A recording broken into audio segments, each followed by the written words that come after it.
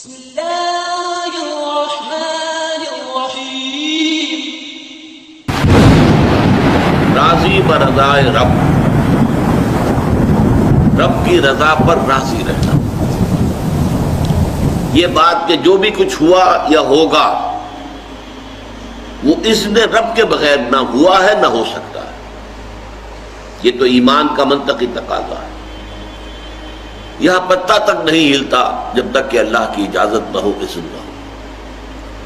تو جو کچھ ہوا اللہ کی اجازت سے ہوا، خواہ اس میں درمیان میں کتنے ہی عوامل آ گئے ہوں۔ کسی نے اٹھا کر آپ کو پتھر مارا، لیکن یہ پتھر آپ کو نہیں لگ سکتا تھا اگر اللہ نہ چاہتا۔ پتھر مارنے والے کا عمل اپنی جگہ ہے، لیکن آپ کو اس پتھر کا لگ جانا جو ہے یہ بغیر اذن رب نہیں ہے، لہذا اس کو سمجھیے کہ اللہ کی طرف سے آیا ہے۔ ایک اس میں لطیفہ بھی ہے کہ ایک وہ درویش یہ کہتا ہوا جا رہا تھا ایک جذب کی کیفیت میں، جو رب کرے سو ہو، جو رب کرے سو ہو، جو رب کرے سو ہو۔ ایک شخص نے اٹھا کر اس کے سر پہ پتھر دے مارا۔ اس نے پلٹ کر دیکھا تو شخص نے کہا مجھے کیا دیکھتے ہو، جو رب کرے سو ہو۔ اس درویش نے جواب دیا کہ یہ پتھر مجھے تو رب کے مارے ہی لگا ہے، لیکن میں دیکھ یہ رہا تھا کہ بیچ میں منہ کس کا کالا ہو گیا، کس نے اپنے لیے جو ہے وہ عذاب اللہ کا کما لیا، ورنہ مجھے بہرحال یہ پتھر لگا ہے تو اس میں اذن رب شامل ہے۔ اچھا، اب جو شے اذن رب سے ہو رہی ہے، بندہ مومن کا اگر اپنا تعلق اللہ کے ساتھ مخلصانہ ہے، اس میں منافقت نہیں ہے، اس میں ریا نہیں ہے، اس میں دھوکہ نہیں ہے، اس میں فریب نہیں، مخلص مخلصین لہ الدین،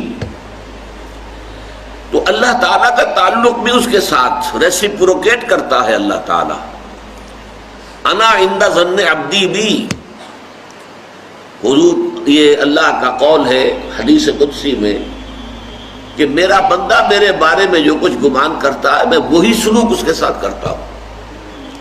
اللہ تعالیٰ بھی مخلص ہے، اللہ تعالیٰ کی مرضی کے بغیر کچھ نہیں ہو سکتا، تو یقیناً جو کچھ ہوا ہے اس میں میرے لیے خیر ہے، چاہے فوری طور پر مجھے ناگوار گزرا ہے، مجھے تکلیف ہوئی ہے، میرے لیے یہ شے جو ہے ناپسندیدہ ہے، لیکن ان دی لانگ رن مجھے یقین ہے کہ اس میں خیر ہے۔ بیدک الخیر انک علی کل شیء قدیر، اے اللہ تیرے ہاتھ میں خیر ہی خیر ہے، تو ہر چیز پر قادر ہے۔ اچھا، جو ہوگا وہ بھی اذن رب کے بغیر نہیں ہوگا، یہی تصور اس کے بارے میں ہونا ضروری ہے۔ اسی کا نتیجہ یہ نکلتا ہے جس کو قرآن مجید بار بار کہتا ہے، بار بار کہتا ہے، بار بار کہتا ہے، لا خوف علیہم ولا هم یحزنون۔ کیا مطلب اس کا؟ نہ ان پر کوئی خوف ہے نہ حزن سے دو چار ہوتے ہیں۔ عام طور پر یہ سمجھا جاتا ہے کہ یہ آخرت میں ہوگا، آخرت میں تو بتمام و کمال ہوگا، دنیا میں بھی ہوتا ہے۔ خوف کس بات کا بھائی؟ ہوگا وہی جو میرا رب چاہے گا، وہ میرا دوست ہے، میں اس کا ولی، وہ میرا ولی۔ الا ان اولیاء اللہ لا خوف علیہم ولا هم یحزنون، جو اللہ کے ولی ہوتے ہیں، اللہ کے دوست ہوتے ہیں، ان کے نہ کوئی خوف ہوتا ہے نہ حزن ہوتا ہے۔ خوف کس بات کا؟ ہوگا وہ جو اللہ چاہے گا، اور جو کچھ اللہ چاہے گا اس میں کوئی نہ کوئی خیر ہوگا، چاہے فوری طور پر مجھے نظر نہ آئے۔ قرآن کہتا ہے سورہ بقرہ میں عسیٰ ان تکرہوا شیئا وہو خیر لکم وعسیٰ ان تحبوا شیئا وہو شر لکم، عین ممکن ہے کہ تم کسی چیز کو ناپسند کرو درحالے کہ اسی میں تمہارے لیے خیر ہو، اور عین ممکن ہے کہ تم کسی چیز کو پسند کرو درحالے کہ اس میں تمہارے لیے شر ہو۔ اللہ یعلم وانتم لا تعلمون، اللہ جانتا ہے تم نہیں جانتے۔ تم افعال و اعمال و احوال و واقعات کے ظاہر کو دیکھتے ہو، اس سے متاثر ہو جاتے ہو، اس کے پردے میں کیا مشیت اذنی ہے، کیا ارادہ خداوندی ہے، اس کے پشت پر کیا چیز ہے جو اللہ تعالیٰ کو مطلوب ہے، یہ ہمیں نظر نہیں آتا. We are short sighted. ہماری نگاہ جو ہے بس کچھ دور تک جاتی ہے، اس سے آگے نہیں جاتی. لہذا افعال و اعمال و احوال و واقعات کے صرف ظاہر پر ہماری نگاہ ہے، باطن پر تو ہے ہی نہیں. لہذا ہم اس سے متاثر ہوتے ہیں. تو در حقیقت ایمان کا حاصل الا ان اولیاء اللہ لا خوف علیہم ولا هم یحزنون. اللہ کے دوستوں پر نہ کوئی حزن ہے نہ خوف ہے، کوئی سوال ہی پیدا نہیں ہوتا.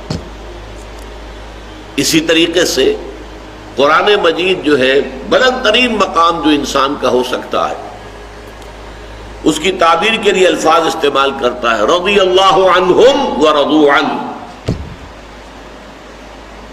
اللہ ان سے راضی ہو گیا، وہ اللہ سے راضی ہو گئے. یہ باہمی رضامندی ہے، دو طرفہ. دو طرفہ اللہ کے ساتھ تعلق ہوتا ہے، دو طرفہ تعلق ہوتا ہے. تم اللہ سے محبت کرو گے، اللہ تم سے محبت کرے. تم اللہ کے ساتھ مخلص ہوگے، اللہ تعالیٰ تمہیں واقعتاً اپنا مخلص بندہ بنا لے گا. تم اللہ کی طرف چل کر آؤ گے، اللہ تمہاری طرف دوڑ کر آئے گا. تم بارش برآؤ گے، اللہ ہاتھ بڑھائے گا.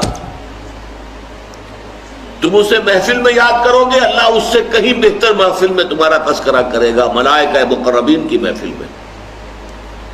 تم اللہ کو اپنے دل میں یاد کرو گے، اللہ اپنے جی میں تمہیں یاد کرے گا. یہ دو طرفہ معاملہ ہے.